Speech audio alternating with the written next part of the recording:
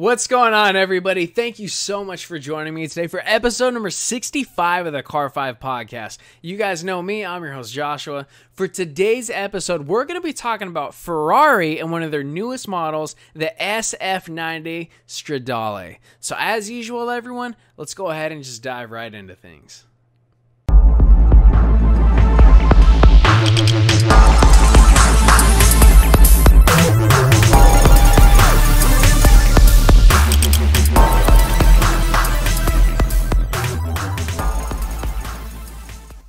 So ladies and gentlemen, this is actually a pretty serious episode. The reason why is because Ferrari is actually getting serious about joining in the EV and electric EV and hybrid vehicle market.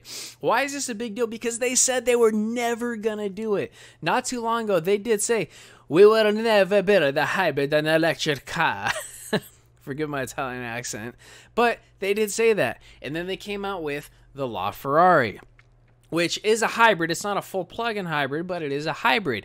Now, fast forward to the SF90 Stradale, it is a full-on actual plug-in hybrid, which what does that mean? You can actually go into full electric mode, which is actually huge because just like every other company, they're adapting, and Ferrari is as stubborn as they are, and everyone knows it. It's true. They are a very stubborn company, but the fact that they're even adapting to what's in the current times we're in is a good thing as well. So we got a lot to go over, so let's dive right into all these specs. Like I said, it is a fully plug-in hybrid. You have 4 driving modes available to you.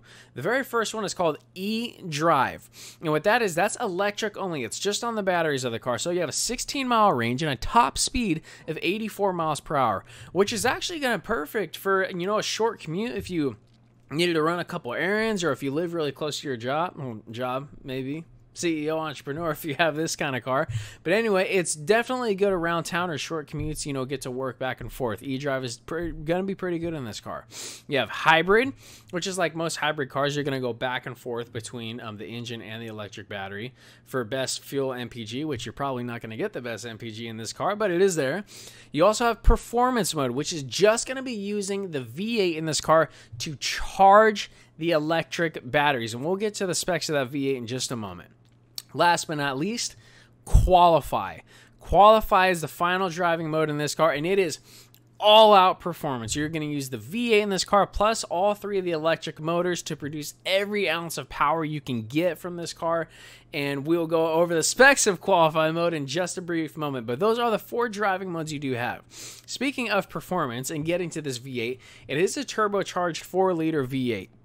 Now, the V8 alone is going to produce 769 horsepower and 590 foot-pounds of torque, and that's just the V8. The additional 217 horsepower and from the 3 electric motors give you a total of 986 horsepower total, and that's from 2 electric motors that are going to be packed in the front, while 1 is located into the back of the car. The car is going to use an 8-speed dual clutch automatic transmission, and then your 0 to 60 time is 2.5 seconds, which is going to sound weird, but that's kind of normal for supercars nowadays to be under 3 seconds. You're going to have a top speed of 211. Keep in mind, this car's not built for top speed. It's not built for 0 to 60 in quarter mile times. This is definitely a track car. This car is built for you to set the fastest of lap times around the Nürburgring or anywhere else that you would like to go. Moving on to the exterior of the car, in my personal opinion, I see a lot of Ferrari inspiration as well as 488 inspiration as well. Now, the car is definitely slippery and it is aerodynamic due to active aerodynamics and just how the car is shaped. The car is going to generate an additional 860 foot-pounds of downforce when you reach 155 miles an hour, which for this car is that quick. All this is due, again, I said, from aerodynamics. You have a pretty big S duct on the car. You're going to have a subtle rear ring, in which the car is also going to use vortex generators to keep airflow at a constant and steady stream. So your air is not going to be all over the place while you're driving. It's going to be one smooth motion to be aerodynamic as possible. You're also going to have, for the exterior, you're going to have the newer mid-mounted exhaust system, which you can see from the 488. You're going to have almost these square-like tail lights, which I thought were rather interesting, a little bit different. For Ferrari, you're going to have a huge rear diffuser, and you're going to have some pretty dope 5-spoke wheels on the car. Overall, looks phenomenal. Moving on to the interior, everything is pretty much redesigned and new. You're also going to have a 16-inch screen for the car. You're going to have brand new heads-up display, and new steering wheel controls, too. Coming to price. Now, of course, it being a fast Ferrari and an extreme Ferrari, you know it's not going to be cheap. It's going to be a notch above the 812 Superfast, but it's going to be below the Loft Ferrari. So it's $1 million. That's what I'm going to say. I'm going to put my guess out there. I'm going to say it's under $1 million. I changed my mind. It's going to be under $1 million. That's just my guess. I'm going to say 800 grand, maybe $700,000, $800,000. Yeah, clearly not as much as a LaFerrari, but God, you know what? No, it's even tough to say. All right, I'm going to say it. I'm going to put a random guess out there. I could be right or I could be completely wrong. I'm going to say 800 grand. That's my bet. I'm going to say $800,000. And ladies and gentlemen, for the SF90 Stradale, it's a very exciting car. It's fast, obviously, it's nice interior, exterior. I think it's a beautiful car all around. The fact that Ferrari is adapting to the electric vehicle and hybrid markets, very big news. Very big news. It shows everyone is getting on the same page, which will make Elon Musk happy, you know, creating a sustainable future.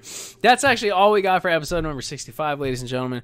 Don't forget to tune in and like on Facebook, follow on Instagram. If you guys are checking out the YouTube channel and the podcast for the first time, feel free to browse, see what you like. If you like what you see, hit that subscribe button. If you don't mind, leave a like on this video as well.